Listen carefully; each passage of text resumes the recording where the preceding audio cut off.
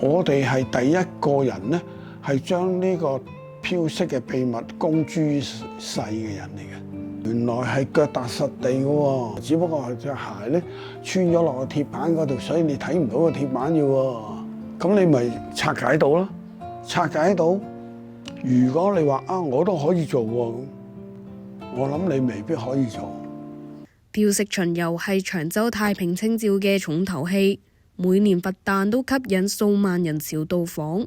呢項民間藝術喺長洲紮根幾十年，但呢啲精緻嘅畫面背後蘊藏住一套傳承咗幾十年嘅隱形機關。飄色師傅曾家明1974年入長洲，見證咗飄色最互相競爭嘅年代。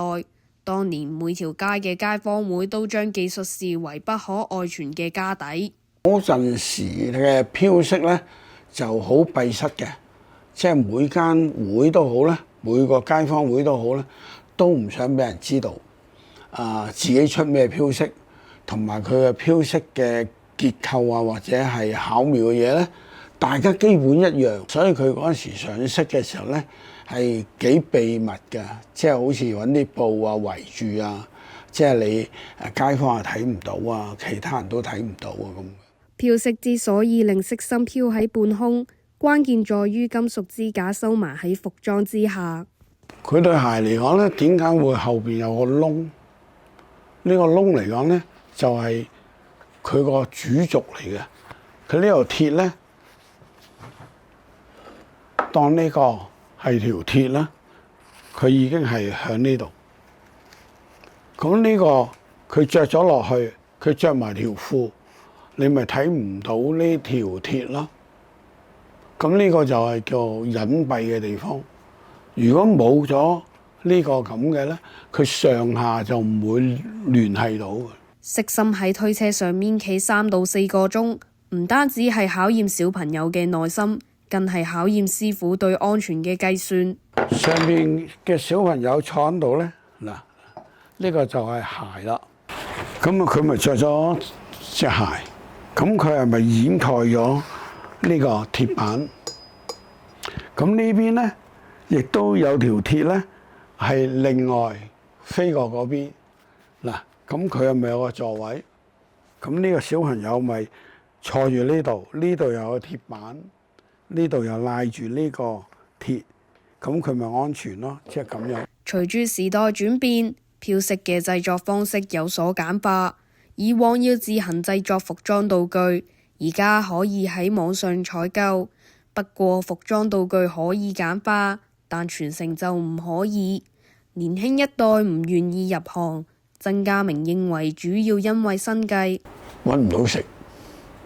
如果年青人嘅佢需要生活，咁佢就需要工作。咁你做飄色，你係只能夠當興趣，而不能夠當工作。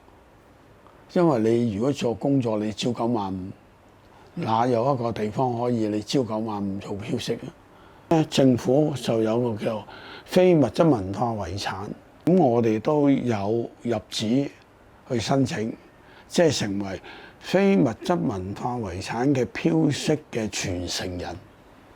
當你成為傳承人嘅時候咧，你就要做功課。每一年你會點樣宣傳？每一年你會做幾多次嘅講座，或者去做一啲嘅工作坊，咁令到好多人，或者你要招收啲學徒。如果你參與到非物質文化遺產而又成功攞到呢個承傳人咧，你可以問政府攞到錢，攞到錢咧，你就會有一個經費咧，作為一個傳承嘅開辦。如果唔係你冇錢嘅，咩都行唔通。飄色主題過往多取材自粵劇或神話故事，但曾家明話選題材嘅時候，亦都要顧及社會氛圍。大埔雲福苑咪火警嘅，我哋以為佢會取消，點不知佢冇取消。咁你個題材用咩好咧？火燭咯喎，咁你唔通你話雲福苑火燭啊咁樣？咁嚟講，你會撩起人哋啲傷心嘅事。反而大會咧就話，不如咁啦，就出翻即係以前都出過嘅天后啦，天后保平安。另外觀音啦咁以往我哋就用觀音嚟講咧，就係話慈航寶圖。咁啊，但係再諗深一層，即係都唔好啦。慈航寶圖咧，即係話好似係帶住一啲即係怨氣啊，或者超度一啲嘢。我話不如就觀音大師。其實如果講難咧，就係你冇目的地去構思。譬如好似如果近期係足球比賽嘅，同埋係講緊世界盃啊咁。但係如果冇嗰個時段咧，冇乜嘢嘅時候咧，你就會喺電視劇裏邊睇下近期有啲咩電視劇啊。飄色過往亦會加入時事元素。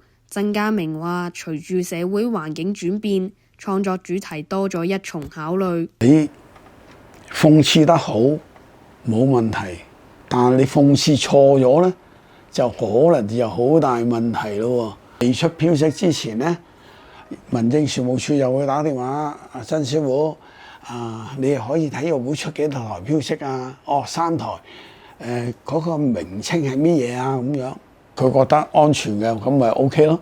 飄色嘅主題同題材不斷演變，至於將來會變成點，曾家明認為變化係無可避免。人就要咁進步噶啦嘛。咁以前你夠冇飄色咯，突然間點解平地一聲雷咁咪有飄色咯？點解而家可以做到咁高啊？因為你條鐵做粗咗啦嘛，咁我可以高啲咯。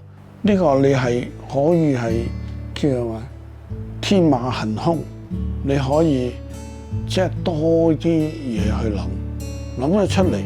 你話佢唔係飄色，但係佢話自己嗰台係飄色，所以冇乜所謂。